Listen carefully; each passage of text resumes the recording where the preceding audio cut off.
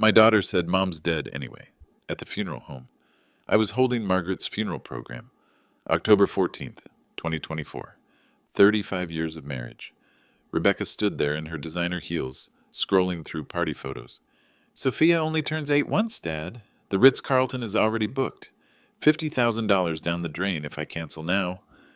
The funeral director's face went pale. My sister Sarah gasped audibly. While I was planning to bury my wife of 3 decades, my eldest daughter was prioritizing Instagram likes and pony rides. I didn't scream, I didn't beg. I just set down the funeral program and smiled. You're absolutely right, Rebecca. Do what you think is best. She actually looked relieved, immediately calling her event coordinator about the custom pink carpet delivery. She had no idea that her callous choice had just cost her a $55 million inheritance.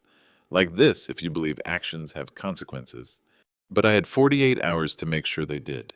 Let me tell you about the 18 months leading up to that moment.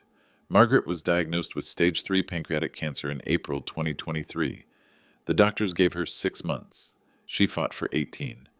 I was there for every chemo session, every midnight rush to the emergency room, every single doctor's appointment where they delivered increasingly devastating news. Rebecca visited twice in 18 months. The first time was 3 weeks after the diagnosis, when she drove up in her brand new Tesla Model X, $85,000, pearl white with custom interior. She stayed exactly 47 minutes. I know because I timed it. She spent most of that time on her phone, arranging a photo shoot for Sophia's modeling portfolio. Dad, you have to understand, she said, not looking up from her screen. Sophia's at a crucial age for her development. These opportunities don't wait for family drama. Family drama. That's what she called her mother's cancer. The second visit was in September, when Margaret was having a particularly good week. Rebecca brought Sophia, but only because her regular babysitter was sick. She spent the entire visit taking Instagram photos of herself, being supportive. 23 posts with hashtags like Family First and Cancer Warrior. Meanwhile, Margaret could barely keep her eyes open. Make sure you get my good side, Rebecca told her husband Michael, who was reluctantly holding the phone. The lighting in here is terrible, but we can filter it later. Margaret just smiled weakly and held Sophia's hand. You want to know what my wife did during those 18 months? She planned Rebecca's inheritance down to the last detail. Not because she loved money, but because she loved Rebecca, despite everything. Late at night, when the pain medication made her lucid, in that strange crystalline way, Margaret would talk about the $55 million in our family trust. David, promise me Rebecca will use it wisely. Maybe having real responsibility will help her grow up. I promised. God help me, I promised. Margaret spent her final weeks writing letters, dozens of them. Letters to Sophia for every birthday until she turned 18. Letters to Sarah, thanking her for staying close. Letters to me about how to manage the business without her input. And letters to Rebecca, explaining how the inheritance was structured and what Margaret hoped she'd do with it. Rebecca never asked about those letters. She was too busy planning Sophia's 8th birthday party, the event of the century, as she called it. $50,000 for a single afternoon. Custom invitations printed on actual silver foil. A live unicorn shipped in from a ranch in Montana. Professional photographers, a red carpet entrance, and a 7-layer cake that cost more than most people's cars. It has to be perfect, she kept telling people. Sophia will remember this forever. But she couldn't remember to call her dying mother. The funeral home meetings were particularly revealing. I was there every day for a week, making arrangements, choosing flowers, writing the obituary. Margaret had been specific about what she wanted. Simple, elegant, focused on celebrating her life rather than mourning her death. Rebecca showed up once, for 11 minutes. Can we make this quick, Dad? I have a tasting appointment for Sophia's cake. The bakery closes at 5, and they're booked solid for the next 3 months. She literally tapped her foot while I discussed casket options.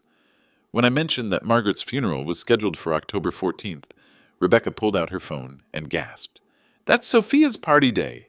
Dad, you have to change it. Do you know how impossible it was to book the Ritz-Carlton on a weekend?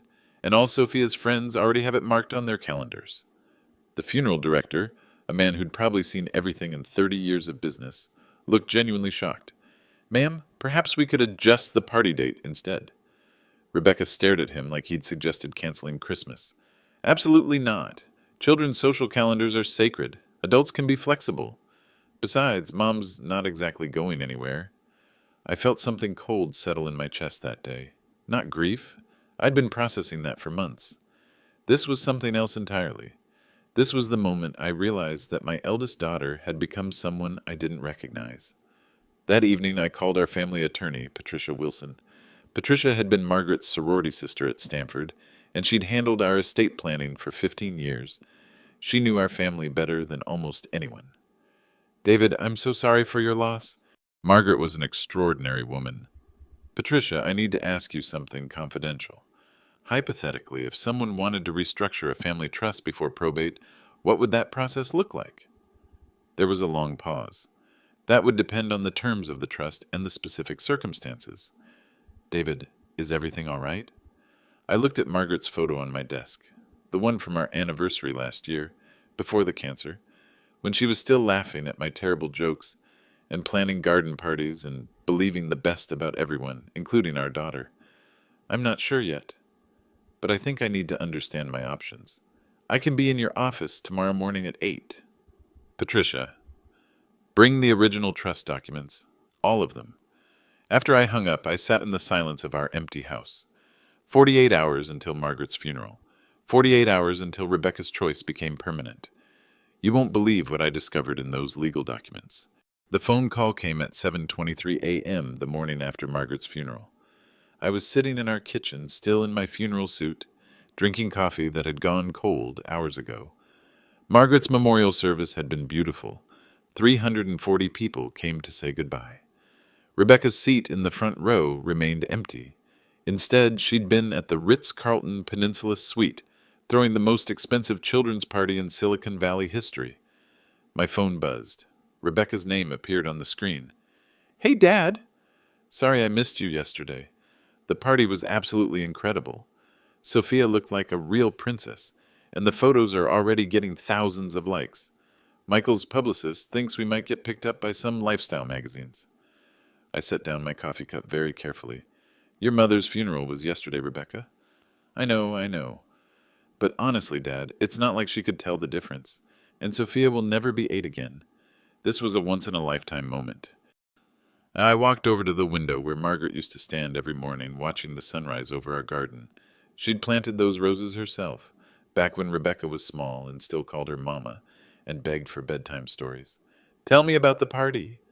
Rebecca's voice immediately brightened. She loved talking about herself. Oh my God, Dad, it was like something out of a fairy tale. The unicorn arrived at exactly 2 o'clock in a custom trailer.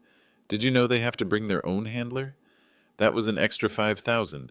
And the photographer. We hired the same guy who does the Kardashian kids' parties. Sophia's entrance photos are absolutely stunning. How much did it cost? $52,000 all in, but it was worth every penny. The custom cake alone was 8,007 layers with edible gold and real Madagascar vanilla. And the party favors were these adorable little Hermes scarves for the girls and Rolex watches for the boys. Nothing but the best for Sophia's friends. $8,000 for a cake. Margaret's entire funeral had cost less than that. Rebecca, we need to discuss your inheritance. Her tone shifted immediately, becoming sharp and focused. Oh, right. When can we start the paperwork? Michael's been talking to his financial advisor about investment strategies. We're thinking about buying a villa in Tuscany. Nothing crazy, just a little place for family vacations. Maybe 4 or 5 million. I sat down in Margaret's favorite chair, the one where she used to read to both girls when they were small. There might be some complications with the trust. What kind of complications? The kind that happen when daughters choose Instagram parties over their mother's funeral. Silence. Then a laugh. Not a pleasant one. Are you seriously trying to guilt-trip me right now? Dad, that's incredibly manipulative. Mom would be horrified if she knew you were using her death to control me. Would she? Let's find out. I recorded our last conversation. This was a lie, but I wanted to see how she'd react. You're bluffing. And even if you aren't, so what? I made a choice to prioritize my living daughter over a dead woman. Any reasonable person would understand that. A dead woman? Is that what you're calling your mother now? Oh, come on, Dad. Don't be so dramatic. Mom was sick for over a year. We all knew this was coming.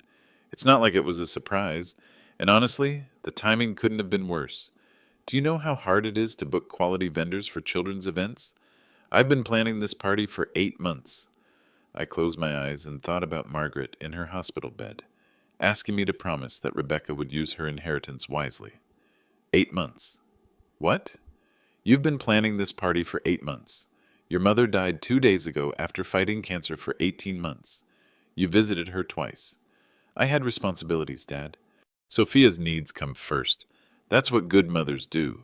They prioritize their children. Maybe if you'd been less codependent with Mom, you'd understand that. Codependent. She called my 35-year marriage codependent. Rebecca, I want you to listen very carefully. Your inheritance was structured as a discretionary trust. Do you know what that means? It means I get Mom's money when the lawyers finish their paperwork. No, it means I decide how much you get, and when and if. Another silence, longer this time. You can't be serious. That money is rightfully mine. I'm the eldest daughter. I've been counting on that inheritance for years. Michael and I have already made commitments based on those funds. What kind of commitments? We put down deposits on the Tuscany villa. And Sophia's been accepted to Menton Academy, $35,000 a year through high school. Plus, we ordered the new Bentley Bentayga. The custom paint job alone was $20,000. I almost laughed. She'd been spending money she didn't have yet. Money she'd never even asked about. Money she assumed was hers simply because she existed. Rebecca, do you remember what you said at the funeral home? Your exact words? I don't remember every little thing I say, Dad. I was stressed about the party logistics. You said, Mom's dead anyway. Those were your exact words. So? So nothing? Just making sure we both remember. I could hear her breathing change, becoming faster and shallower. For the first time in our conversation, she seemed to sense danger. Dad, what are you trying to say? I looked at Margaret's wedding ring, sitting on the kitchen counter where I'd placed it after removing it from her finger for the last time. I'm saying that choices have consequences, Rebecca, and you made yours very clear. You can't do this. That's my inheritance. Mom wanted me to have it. Did she? How would you know? You never asked her what she wanted. You never asked her about anything. The line went quiet, except for the sound of her breathing. This isn't over, Dad. No, I said quietly. It's just beginning. That phone call changed everything between us. By noon Wednesday, it was done. Patricia Wilson arrived at my office at exactly 8 a.m., carrying a leather briefcase that contained 30 years of family financial history. She looked like she hadn't slept much either. David, I've been thinking about our conversation all night. Before we discuss any changes, I need to understand what's driving this. I played her the recording. Yes, I had actually recorded Tuesday's phone call. Not the entire conversation with Margaret. That was a bluff to see how Rebecca would react. But everything from, hey, Dad, to this isn't over was captured on my phone's voice memo app. Patricia's face went through several expressions as she listened. Shock, disgust, and finally, professional determination. David, in 30 years of estate law, I've never heard anything quite like this. Can it be done? Legally restructuring the trust before probate closes? She opened her briefcase and spread documents across my conference table. Trust agreements, codicils, investment portfolios, property deeds. $55 million in assets, accumulated over 3 decades of building my tech consulting firm from nothing. The Thompson Family Trust is structured as a discretionary trust with you as primary trustee. Margaret was co-trustee, but with her passing, all decisions revert to you alone. You have complete legal authority to distribute assets as you see fit. What about challenges? If Rebecca tries to contest this in court? Patricia adjusted her reading glasses and pointed to a specific clause in the original trust document. Page 12, Section 4A. This is what we call a no contest clause. If any beneficiary challenges the trust distribution, they forfeit all rights to any inheritance whatsoever. Margaret specifically requested this language when we drafted the trust in 1995. I stared at the document. Margaret had been thinking ahead even then, protecting our family's wealth from potential greed or manipulation. She'd been 28 years old when she insisted on that clause. There's something else, David. Margaret updated her personal wishes just 6 weeks before she passed. She left sealed instructions about charitable giving. Patricia handed me an envelope with Margaret's handwriting on the front, for David, to be opened only if circumstances require moral clarity. My hands shook as I broke the seal.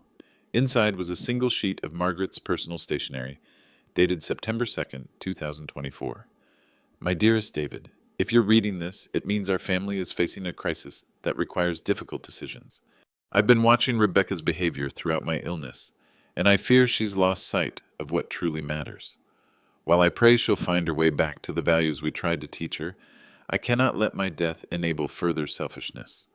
The money we've built together should honor love, sacrifice, and service to others. If Rebecca cannot demonstrate these qualities, please consider redirecting our wealth to causes that will. I've researched 3 organizations that would make excellent recipients. Children's Cancer Research Foundation. They're developing treatments that might have saved my life and will certainly save others. Stanford University Scholarship Fund, to help first-generation college students like we both were. Local homeless shelter expansion. Margaret's Heart House needs funding for their new family wing. Use your judgment, my love. I trust you completely. Forever yours, Margaret. P.S. Make sure Sarah knows how proud I am of her nursing career. She deserves to be rewarded for her loyalty and compassion. I read the letter 3 times before looking up at Patricia. She knew. Somehow she knew this day would come. Margaret was always the wisest person in any room. What do you want to do? I walked to my office window and looked out at the Silicon Valley skyline. Somewhere out there, Rebecca was probably posting more party photos and planning her next expensive purchase. Margaret was in the ground less than 24 hours, and our daughter was already spending an inheritance she'd never bothered to earn. I want to honor my wife's final wishes. All of it. I thought about Rebecca's laugh when she called Margaret a dead woman. I thought about the empty chair at the funeral. I thought about Margaret lying in her hospital bed, writing letters to a granddaughter she might never see grow up, while her own daughter was planning cake tastings. $30 million to Children's Cancer Research Foundation, $20 million to establish the Margaret Thompson Scholarship Fund at Stanford, $5 million to Sarah, who earned every penny by actually showing up when it mattered. Patricia was taking notes rapidly. That's $55 million, David. What about Rebecca? I picked up Margaret's wedding ring from my desk and held it up to the light. 35 years of promises kept, through sickness and health, until death finally parted us. Rebecca gets $1, symbolic inheritance so she can't claim she was forgotten, and she gets a letter explaining exactly why. Are you absolutely certain about this decision? I looked at Margaret's photo one more time. She was smiling, the way she always smiled when she was proud of me for doing the right thing, even when it was difficult. Schedule the paperwork for this afternoon. I want everything finalized before Rebecca realizes what's happening. By 5 p.m., the Thompson Family Trust had been completely restructured. Rebecca had no idea. Her $55 million inheritance had just vanished. She still thought this was temporary. The first sign came Thursday morning at 10:47 a.m. Rebecca was at Neiman Marcus in Palo Alto, celebrating Sophia's successful party with what she called a well-deserved shopping spree. She'd filled 2 carts with designer clothes, a $3,000 Gucci handbag, matching mother-daughter Burberry coats, and a set of Hermes scarves for her next charity luncheon. The credit card declined. I'm sorry, ma'am, but this card has been flagged by your bank. Do you have another form of payment? Rebecca pulled out her black American Express card, the one connected to the Thompson Family Trust account.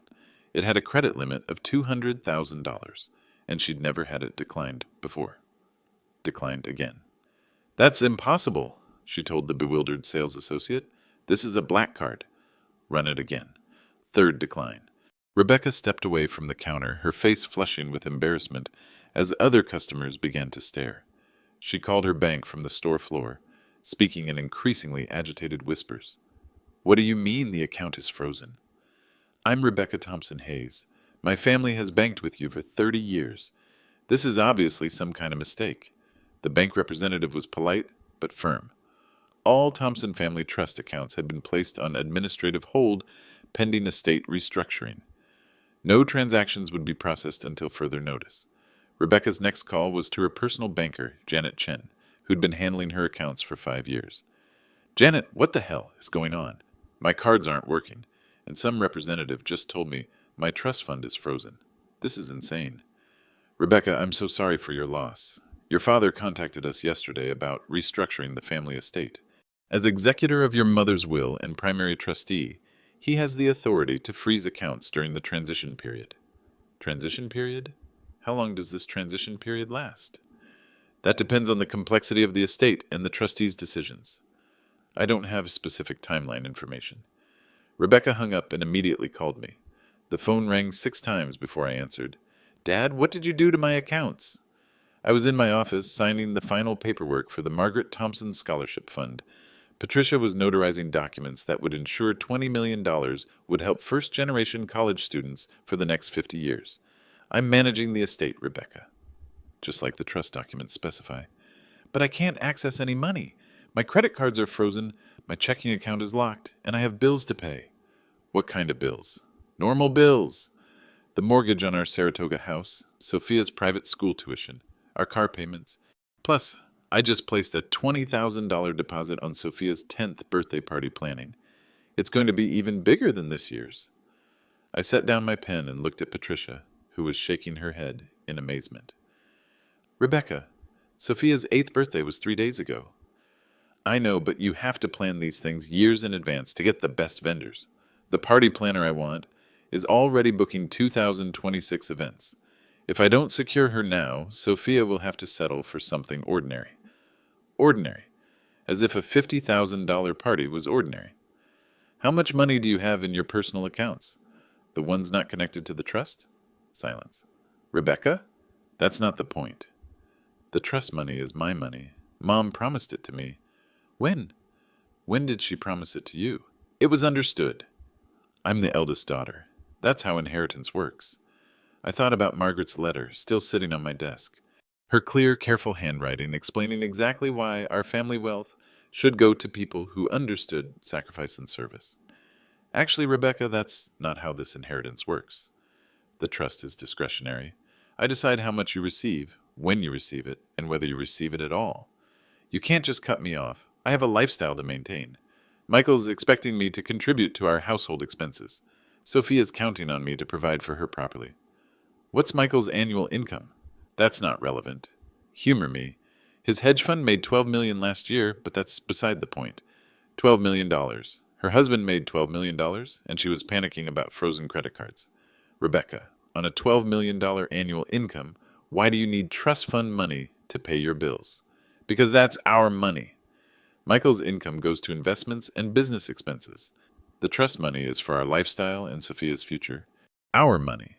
She'd been married to Michael for 8 years, but the trust was still our money. I see. And what exactly have you contributed to earn this lifestyle money? I'm a mother. I manage our household. I organize Sophia's activities. I maintain our social connections. Do you have any idea how much work it takes to plan a proper children's party? $52,000 worth of work? That's not the point. I could hear the panic creeping into her voice. For the first time in her adult life, Rebecca was facing the possibility that her access to unlimited funds might not be permanent. Rebecca, I want you to think very carefully about something. In the 18 months your mother was dying, how many times did you visit her? Dad, we've been through this. I had responsibilities. Twice. You visited twice. But you spent 8 months planning a birthday party. Sophia's happiness matters to me. And your mother's life didn't? The line went quiet. I could hear her breathing fast and shallow. Dad, please, don't do this. I'm sorry if you think I made the wrong choice about the funeral, but I can't change that now. I need access to my money. It's not your money, Rebecca. It never was. It was your mother's money, and now it's mine to distribute as I see fit. Based on what? Some arbitrary moral test that you've invented since Mom died? I looked at Margaret's photo, the one where she was laughing at something I'd said during our last anniversary dinner, back when we thought we had years left together. No, Rebecca. Based on the test your mother created. And you failed it. She hung up without saying goodbye. But I knew she'd be back. This was just the beginning of her desperation.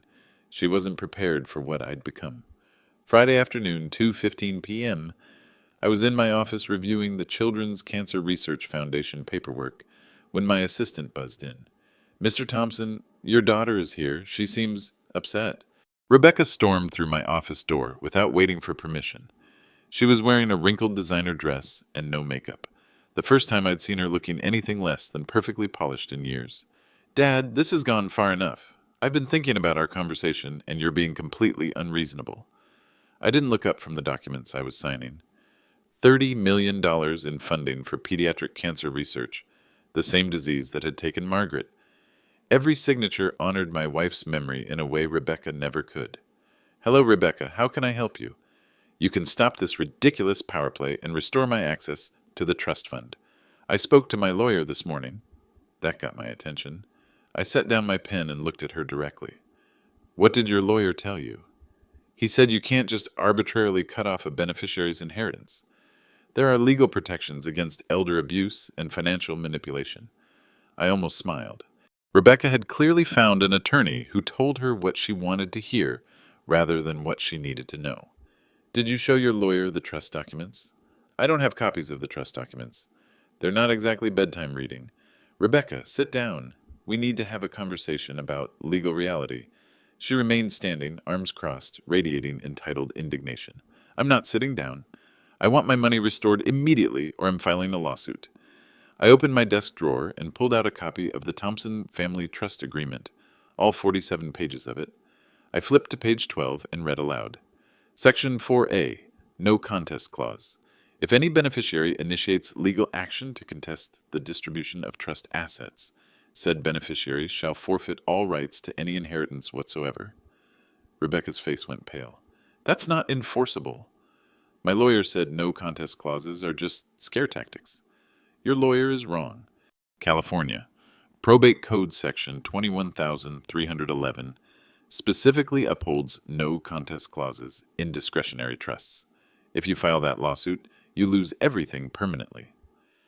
She slumped into the chair across from my desk, finally understanding that her threats had no power here. Dad, what do you want from me? An apology? Fine.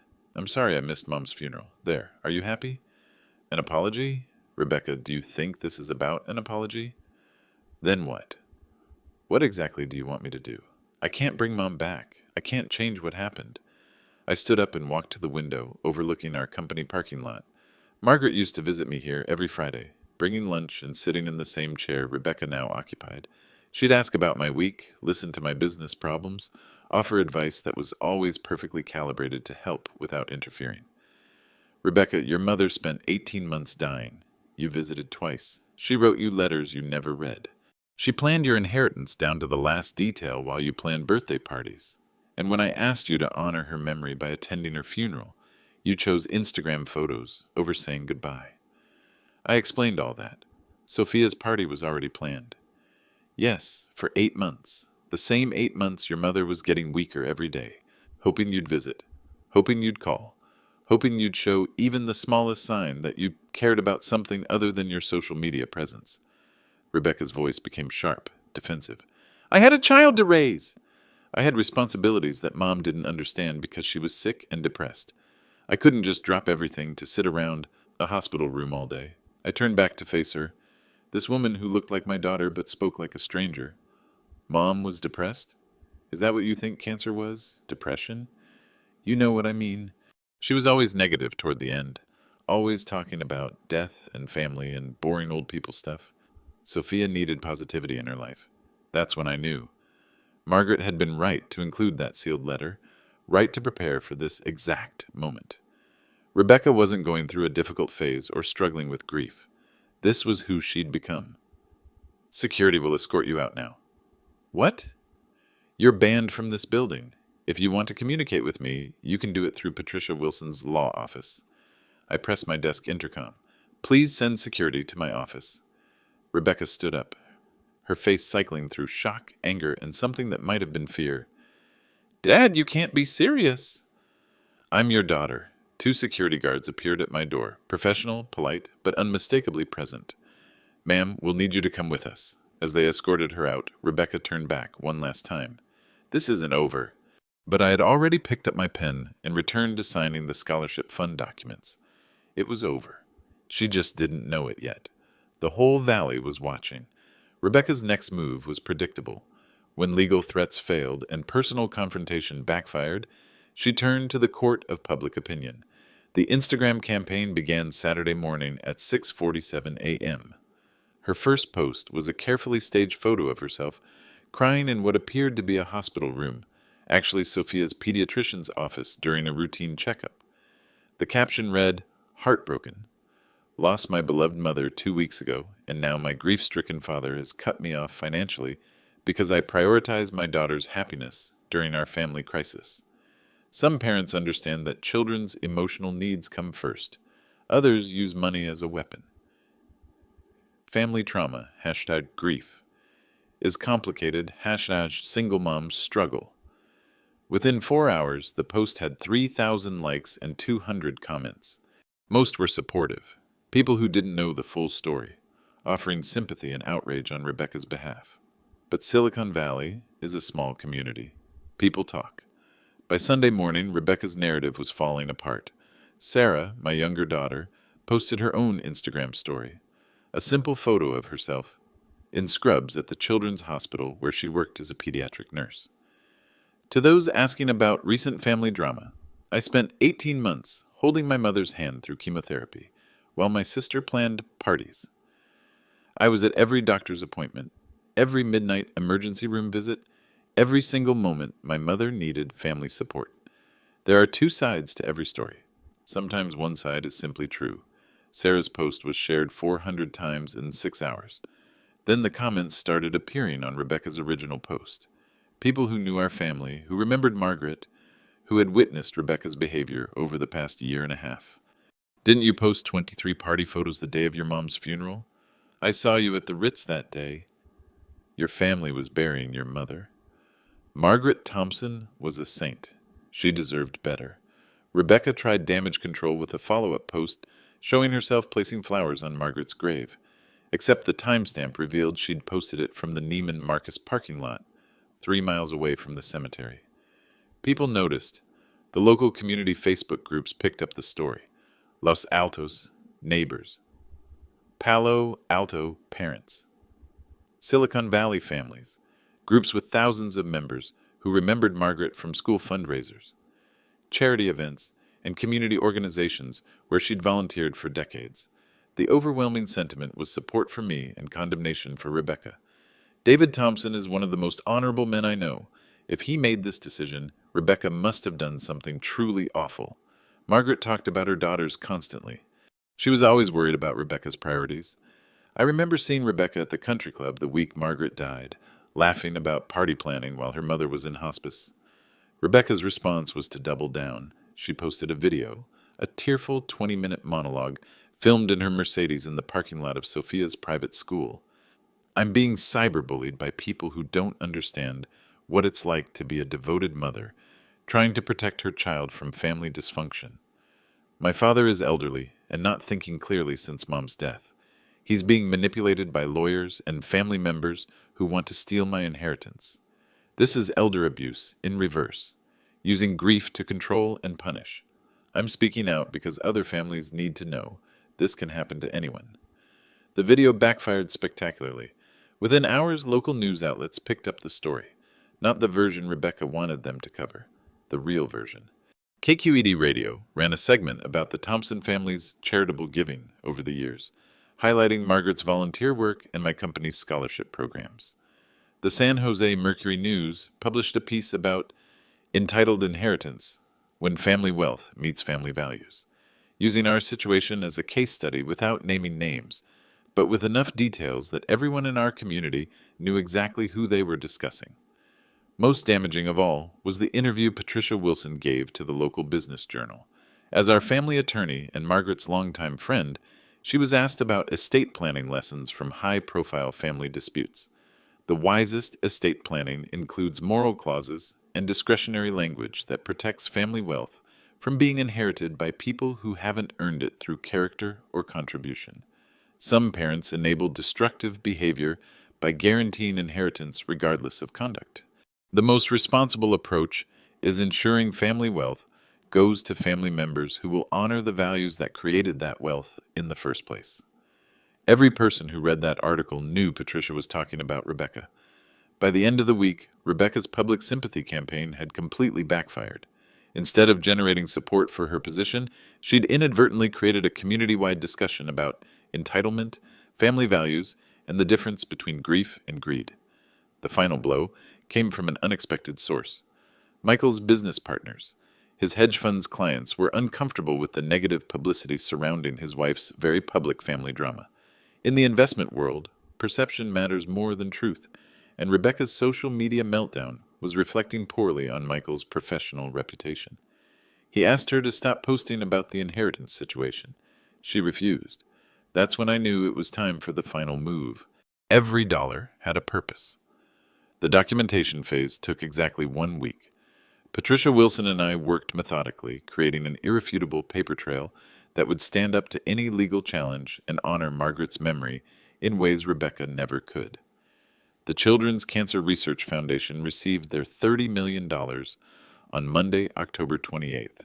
The transfer was processed at 9:23 a.m., and by noon I had confirmation that the funds would immediately support 3 specific research projects: a new immunotherapy trial for pediatric pancreatic cancer, advanced genomic sequencing for early detection, and a compassionate care program for families facing terminal diagnoses. Dr. Elizabeth Martinez, the Foundation's director, called me personally. "Mr. Thompson, this donation will literally save children's lives. We can fast-track research that would have taken years to fund through traditional channels. Margaret's legacy will live on in every child who survives because of this work." I thought about Margaret in her hospital bed, asking me to promise that her suffering would somehow help others avoid the same fate. $30 million was doing exactly that. The Stanford University contribution required more complex structuring.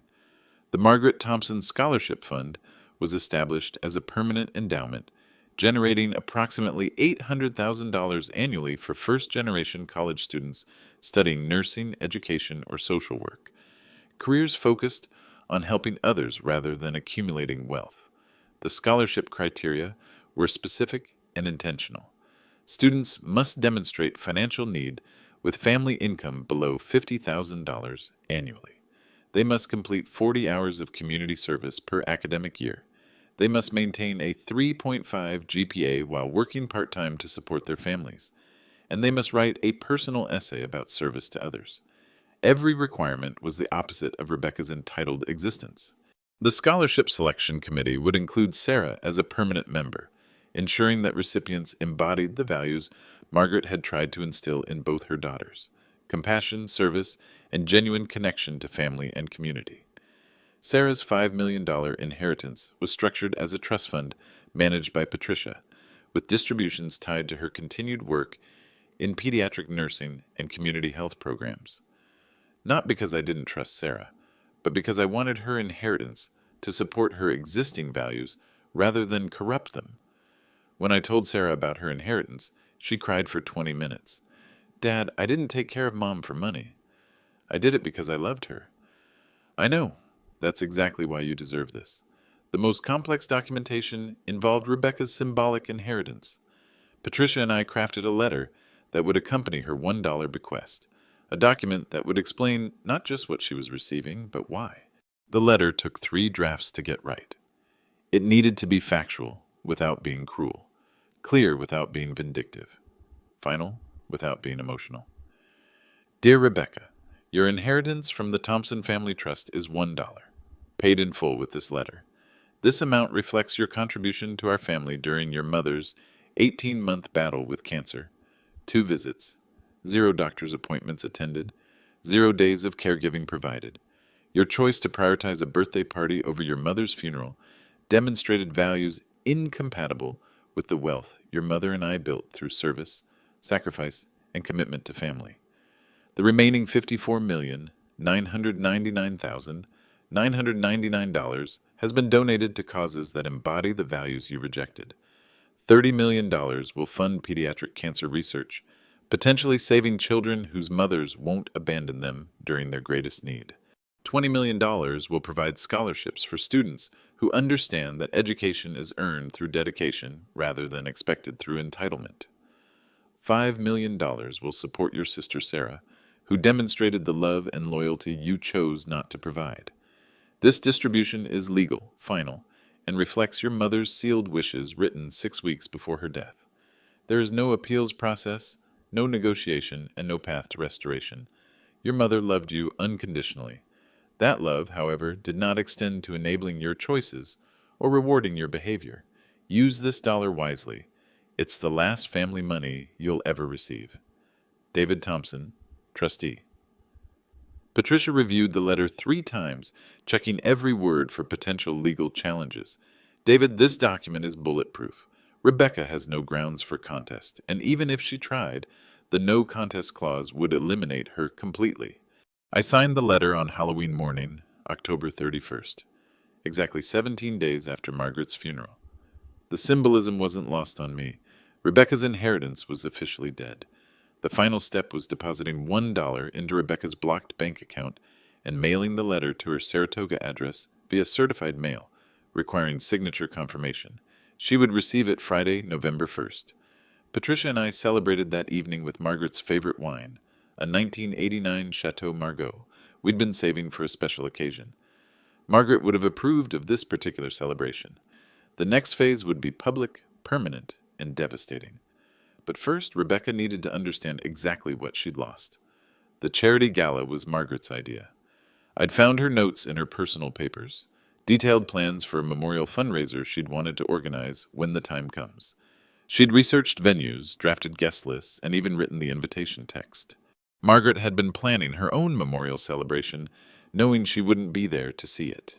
The event was scheduled for Saturday, November 9th, at the Fairmont San Jose, the same hotel where Margaret and I had celebrated our wedding reception 35 years earlier. 500 guests at $1,200 per plate, with all proceeds supporting the newly established Margaret Thompson Scholarship Fund. I sent Rebecca an invitation, not because I expected her to attend gracefully, but because I wanted to give her one final opportunity to surprise me. The invitation was formal, elegant, and included a handwritten note. Your mother planned this event herself. She hoped you would help honor her memory. Rebecca's response came via text message at 11:47 p.m. the night before the gala. I'll be there, and I'll have something to say. The ballroom was magnificent. Margaret would have loved the white roses, the soft lighting, the photos of her volunteer work displayed on easels throughout the room. The guest list read like a directory of Silicon Valley leadership, tech executives, nonprofit directors, Stanford faculty, community leaders who remembered Margaret's decades of service. Sarah spoke first, sharing stories of our mother's compassion and dedication. She talked about Margaret's volunteer work at the Children's Hospital, her mentorship of young nurses, her quiet generosity toward families facing medical crises. My mother believed that privilege comes with responsibility. She lived that belief every single day. The audience of 500 people gave Sarah a standing ovation. Dr. Elizabeth Martinez spoke next, announcing that the Thompson family's $30 million donation had already enabled breakthrough research that could change the future of pediatric cancer treatment. Margaret Thompson's legacy will save lives for generations to come. Another standing ovation. Then it was my turn. I walked to the podium carrying the leather portfolio containing Rebecca's inheritance documents. 500 pairs of eyes focused on me, people who had known our family for decades, who remembered Margaret's grace and wondered how her husband was coping with such a public family crisis. Margaret wrote me a letter 6 weeks before she died. She asked me to ensure that our family's wealth would honor love, sacrifice, and service to others. Tonight, I want to share how we've fulfilled that promise. I opened the portfolio and began reading the donation breakdown. $30 million to cancer research, $20 million for first-generation college scholarships, $5 million to our daughter Sarah, who had earned every penny through her devotion to our family and her career in pediatric nursing. The audience was completely silent, understanding that something significant was unfolding. There was one remaining beneficiary to address. Our eldest daughter, Rebecca, received her inheritance last Friday. That's when Rebecca stood up. She was sitting at table 12 near the back of the ballroom, wearing a stunning black Valentino dress that probably cost more than most people's monthly salary. She'd brought Michael and Sophia, clearly intending to use her family as visual props for whatever statement she planned to make. Dad, since you're sharing family business publicly, let me add some context your audience deserves to hear. The ballroom went completely silent. 500 people turned to watch what was about to unfold. I received my inheritance last Friday. $1, a single dollar, along with a letter detailing why my grief-stricken father chose to punish me for prioritizing my daughter's emotional well-being during our family crisis. She was speaking loudly enough for everyone to hear, her voice carrying the trained projection of someone accustomed to commanding attention at social events. What my father hasn't told you is that he's using my mother's death to control and manipulate his own children. He's weaponizing charity to punish family members who don't meet his arbitrary standards of behavior. I remained calm at the podium, waiting for her to finish. I made a difficult choice to attend my daughter's birthday celebration instead of my mother's funeral. As a mother myself, I prioritized my living child over a dead parent. Any reasonable person would understand that decision. Audible gasps from several tables. Margaret had been beloved in this community, and Rebecca had just called her a dead parent in front of 500 people who had come to honor her memory. Rebecca continued, her voice becoming more shrill with each sentence. My father has stolen my inheritance and given it away to strangers, while his own granddaughter will now struggle financially because of his vindictive choices. She gestured towards Sophia, trying to use the 8-year-old as a sympathy prop. That's when I decided to respond. Rebecca, thank you for that clarification. Since you've chosen to make this public, let me share some additional context. I pulled out my phone and opened the voice recording app. This is a recording of our phone conversation on October 15th, the day after your mother's funeral and your daughter's party. I pressed play. Rebecca's voice filled the ballroom through the sound system. Oh my God, Dad, it was like something out of a fairy tale. The unicorn arrived at exactly 2 o'clock. 500 people listened in stunned silence as Rebecca described her $52,000 party in gleeful detail while dismissing questions about her mother's funeral. Then came the devastating moment. I don't remember every little thing I say, Dad. I was stressed about party logistics. So what if I said Mom's dead anyway? That's not the point. The recording ended. The ballroom was absolutely silent. Rebecca's face had gone completely white. She clearly hadn't realized our conversation was being recorded, and hearing her own words played back in front of the entire community was devastating. But she wasn't finished. That recording was made illegally. Dad violated my privacy and manipulated a grieving daughter during a vulnerable moment. I returned to the microphone. California is a one-party consent state, Rebecca. The recording is completely legal. But more importantly, these weren't words spoken in a moment of grief. You were calling to demand immediate access to your inheritance while describing your party expenses in detail. I pulled out the final document, Rebecca's inheritance letter. Since you've made our family business public, let me read the letter that accompanied your $1 inheritance. Dad, don't... But I was already reading. Dear Rebecca, your inheritance from the Thompson Family Trust is $1, paid in full with this letter. This amount reflects your contribution to our family during your mother's 18-month battle with cancer. 2 visits, 0 doctor's appointments attended, 0 days of caregiving provided. I read the entire letter aloud, every word, every specific detail about her absence, her choices, and the consequences. By the time I finished, Rebecca was crying. Not the elegant tears of grief, but the ugly, desperate tears of someone whose public image was being destroyed in real time. Several people were recording on their phones. This moment would be shared beyond the ballroom within hours. Michael stood up and took Rebecca's arm, trying to guide her toward the exit. But she pulled away from him and made one final devastating mistake. You all think you're better than me because you have time to sit around hospital rooms and attend depressing funerals. I was building a life for my daughter while you were all wallowing in sickness and death. My mother was dying anyway. At least I was creating joy and celebration for the next generation. The ballroom erupted, not in applause, but in shocked murmurs and outraged whispers. Several people stood up and began walking toward the exits, clearly uncomfortable being in the same room with someone who could speak so callously about her own mother. Rebecca seemed to realize she'd gone too far, but it was too late. Michael finally succeeded in escorting her out, carrying a crying Sophia while Rebecca continued shouting justifications that only made everything worse. After they left, I returned to the microphone one final time.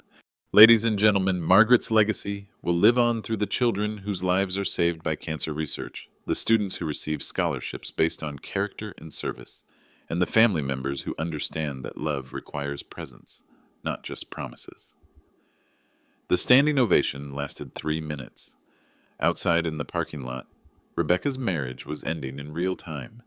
6 months later, the consequences were undeniable. Rebecca's divorce was finalized on March 15th, 2025. Michael kept their Saratoga house, his hedge fund assets, and primary custody of Sophia. Rebecca received spousal support of $4,000 monthly for 2 years, enough to survive, but nothing close to the lifestyle she'd expected to maintain. She moved into a one-bedroom apartment in Mountain View, driving the used Honda Civic she'd purchased with her final spousal support payment. The same woman who'd once spent $52,000 on a birthday party was now clipping coupons and shopping at Target. Her job at Target, team member, electronics department, $16.50 an hour, was a particularly bitter irony. Customers who recognized her from the charity gala scandal occasionally asked for help finding items, their voices carefully neutral, but their eyes full of judgment. Sophia enrolled at Millfield Elementary, the local public school. No more $35,000 private academy, no more custom uniforms, no more exclusive playdates with children of Silicon Valley executives. She was adjusting well, according to Sarah, who maintained a relationship with her niece despite everything. Michael had remarried in February, a pediatric oncologist who'd actually attended Margaret's funeral and remembered my wife's kindness during her own mother's cancer treatment. The new family dynamics meant Sophia had stability, but Rebecca's access was limited to supervised visits twice a month. The Margaret Thompson Scholarship Fund had awarded its first scholarships in January, 12 first-generation college students studying nursing, education, and social work. Each recipient had written thank you letters that I kept in Margaret's desk drawer, next to her wedding ring. The Children's Cancer Research Foundation sent quarterly updates about their progress. Dr. Martinez's team had achieved a breakthrough in immunotherapy that wouldn't have been possible without Margaret's donation. 3 children in clinical trials were showing remarkable improvement.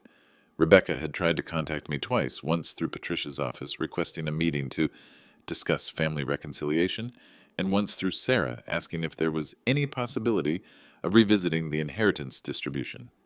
Both requests were declined. I kept Margaret's photo on my desk, the one where she was laughing at something I'd said during our last anniversary dinner. Sometimes I caught myself talking to her about the scholarship recipients, the research progress, the way Sarah had grown into her role as a community leader. Margaret had been right about everything, including Rebecca. The inheritance was exactly where it belonged, supporting people who understood that love requires presence, sacrifice demands recognition, and family means showing up when it matters most.